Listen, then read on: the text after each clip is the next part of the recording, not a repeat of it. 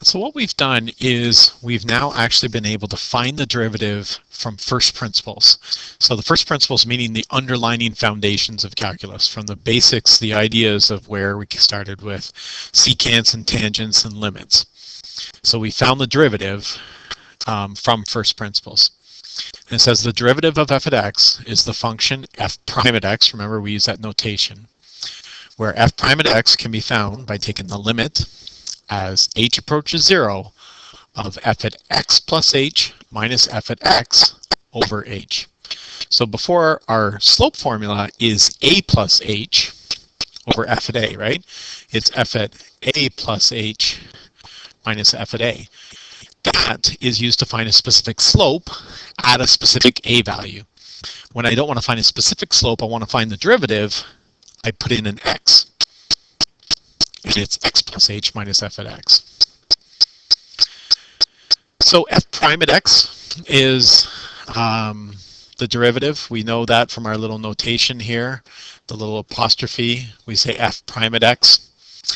There is another notation. It's called Leibniz Notation, where we do this notation here. It's the derivative of y with respect to the derivative of x. We say it's dy by dx, like the actual letters, dy by dx. Just know that it means exactly the same thing. It'll become apparent in a couple of units why we might have these two different notations. But really, actually, there's three different notations. We have y prime, which just says the derivative, or we have f at x, or f prime at x, and our third notation then is this dy by dx, but they all mean exactly the same. I'll try and use all three notations just so we get comfortable in seeing all three of them. So we found the principles, or the derivative from first principles. We'll do it with another example. So the second example, we're going to find the derivative of a new function. It's 5x squared minus 3x from first principles.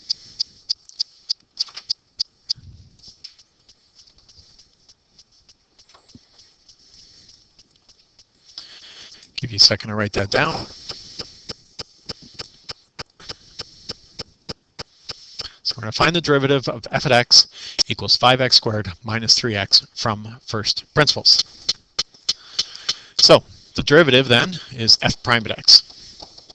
As the limit as h approaches 0 of f at x plus h minus f at x all over h. Okay. So we're going to plug in x plus h into our new function.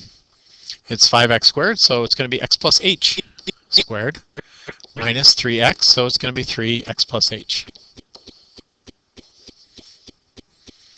Then we'll just sub in x, which will look exactly like the function itself, all over h. Oh, and look what I forgot. The limit. Awful. The limit as h approaches 0. I cannot do this without that limit.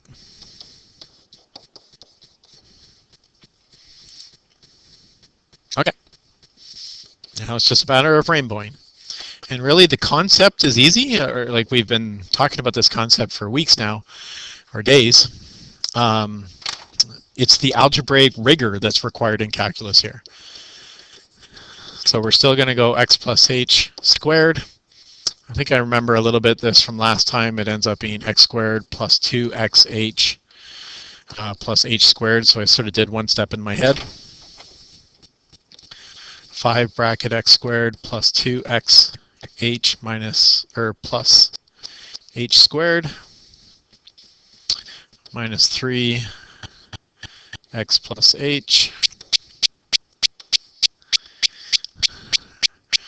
minus 5x squared minus 3x. You could probably do a couple of steps here. I'm just doing it really slowly, deliberately, I should say, so we can see all of the steps. Next, I'm going to do my rainbowing. Obviously, I have to rainbow the 5, but the negative 3 is also going to have to get rainbowed. The limit as h approaches 0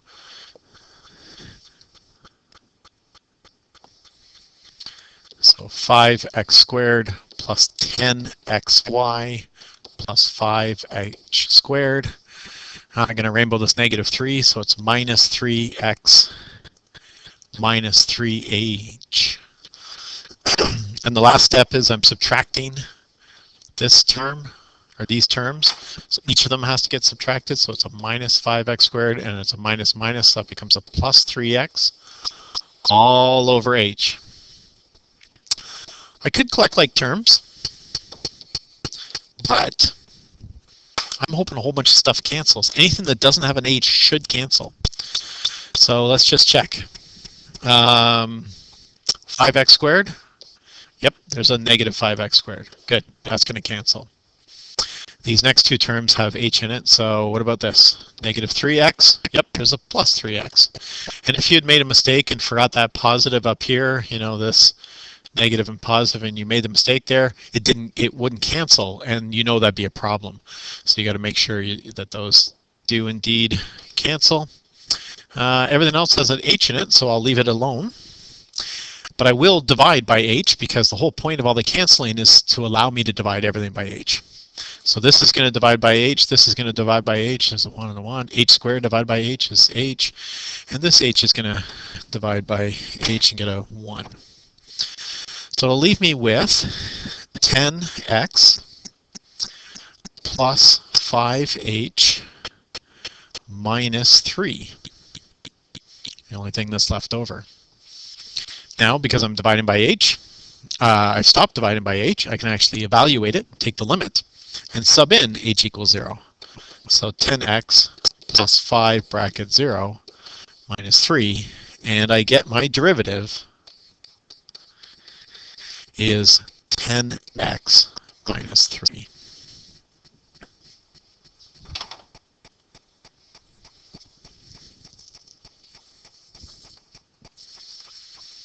And now I have the equation that would describe any tangent that I want. I don't need to go off and find the tangent right now. If I was finding the tangent, I'd probably just go and do yesterday's work. But today I'm asked to find the derivative, so I want to know the equation of the function, the new function, the derivative function, that would describe all the slopes of tangents. And I've got it. The derivative is 10x minus 3. So this is now all about practice. I could do one more example. If I wanted, I could go off and do some with a fraction, but I think I'm going to leave that on your own. And just for the purpose of today, I think I'm going to edit this, depending on which year you're watching this video, but for 2019, I'm going to edit this homework. So we're going to do page 131, we're going to do 4a and b, 5a and b, 6a and c, and then number 8. These ones don't have any root functions in it. In other years, when you're watching this video, we might have had the time to do a root function, but for 2019, we're going to leave it at those numbers. And know that these questions are just like number 4 is like questions where we found before, where we're just finding the slope, but number 5 gets us to find the derivative, and this is what we'll be practicing today. So the rest of class is a chance for you to practice, and good luck.